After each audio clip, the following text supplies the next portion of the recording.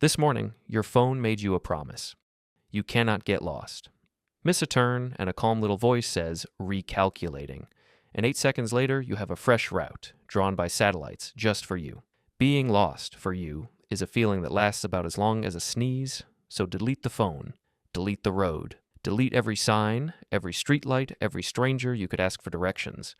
It's 40,000 years ago, and you're a hunter in a pine forest, in a place that will one day be called southern France. You've been tracking a wounded red deer since dawn, a little too focused, a little too far, and you just looked up at a ridge you don't recognize. You turn in a slow circle. Every direction is the same wall of trees.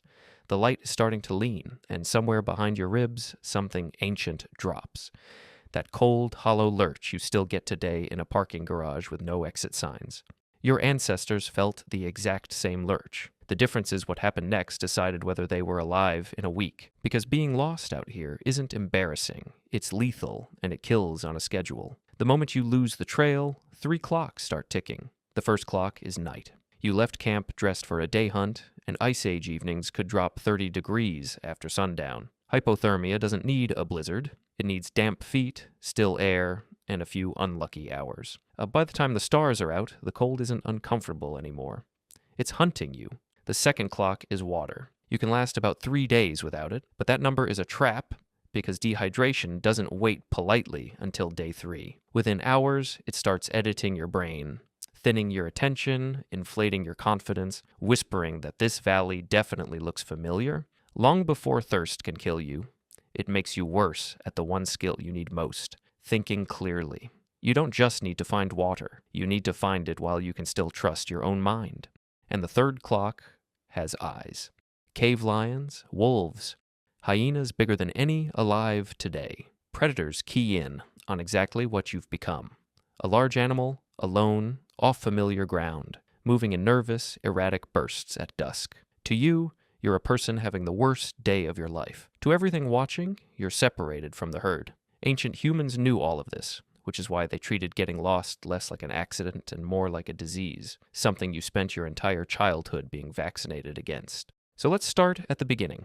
Your brain. In 2014, 3 scientists won the Nobel Prize for finding a piece of hardware buried in and around your hippocampus, special neurons called place cells and grid cells. Place cells fire when you stand in one specific spot. Grid cells lay an invisible honeycomb over the world and track your body as it moves across the mesh. Together, they build a living map you never asked for and can't turn off. You are, quite literally, carrying a GPS made of meat. And here's the uncomfortable part. It drifts. In 2009, researchers at the Max Planck Institute dropped volunteers into the Sahara Desert and a thick German forest and asked them to walk in a straight line for hours. When the sun was out, they managed. When clouds rolled in, every one of them curved. Some walked in circles just 65 feet across, crossing their own tracks again and again, while swearing, absolutely certain they were walking dead straight. Without a landmark or the sun, your inner compass invents a direction, and then it lies to you about it. Modern search and rescue teams have a name for what comes next. Wood shock. Lost people don't act like puzzle solvers. They act like prey, they speed up, they plow through brush instead of going around it, they stop reading the landscape and start fleeing it. Some won't even answer rescuers calling their name because panic has shrunk the world down to a single command: move. Your ancestors stood 1 bad hour away from that exact spiral, with no helicopter coming.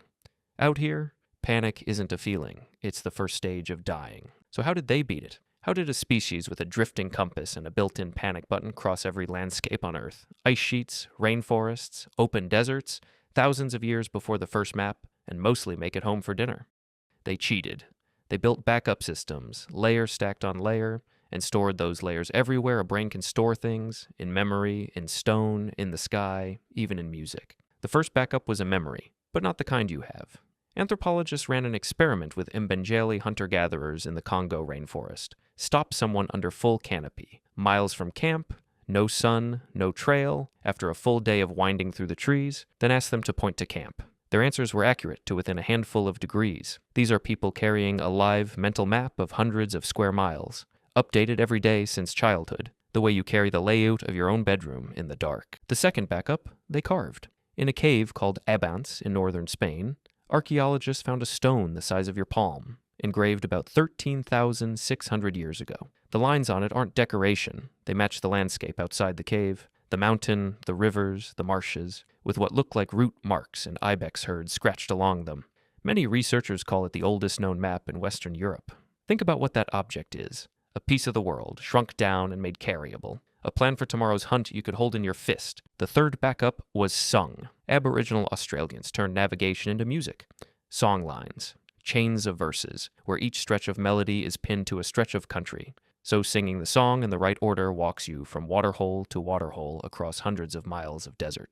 The map is the song. You can't drop it. You can't tear it. It weighs nothing, works at night, and gets copied into a fresh brain every time it's taught around a fire. And underneath all of it, the oldest instruments, the sky and the wind. The sun rises and sets on a schedule. The stars wheel around one fixed point all night. Arctic travelers learned to read sastrugi. The ridge's wind carves into snow, so even in a total whiteout, the ground itself pointed the way. Wind on your left cheek going out, wind on your right cheek coming home. None of this was mysticism. It was instrumentation, squeezed out of a world that didn't have instruments yet. But here's where it gets really interesting, because sometimes every layer failed, and archaeologists have started finding the failures. Grind a tiny sample from an ancient tooth, and you can read the strontium isotopes locked inside, a chemical fingerprint of the geology where that person grew up. Most skeletons match the ground they're buried in.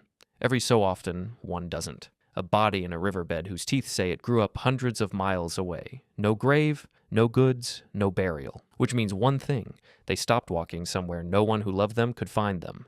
And then there's the cave. In Chauvet Cave in France, the one with the Latin paintings, the mud floor preserves a line of footprints left more than 26,000 years ago by a child, maybe 8 or 10 years old, walking alone into the dark. Near the prints run the tracks of a large canid, a wolf, or something halfway to becoming a dog. On the wall above, black smears where the child wiped a torch to keep it burning. The trail runs more than 200 feet from the last daylight. Think about that for a second. A kid, a dying torch, an animal in the dark, a cave system that swallows sound and direction whole. We don't know how that walk ended. Footprints, record steps, not rescues. Maybe the child walked out grinning, torch held high. Maybe not. The prints just stop where the mud does. And 26,000 years later, visitors stand in that same darkness with electric lights and feel their skin prickle anyway. Because that specific fear, being somewhere and not knowing the way back, sank so deep into us that it started writing culture. Listen to the oldest stories we tell children. Hansel and Gretel is a navigation failure, a trail marking system that didn't survive the birds. Little Red Riding Hood is one safety rule repeated until it stuck. Do not leave the path. And across the planet, cultures that never met each other invented the same monster, a spirit whose only job is luring travelers off the trail. A rule with a monster attached is a rule a child remembers, and getting lost gave us more than bedtime stories. Every cairn stacked on a ridge, every blaze cut into bark, every bent branch marker on a forest trail, patches for the same bug, even names.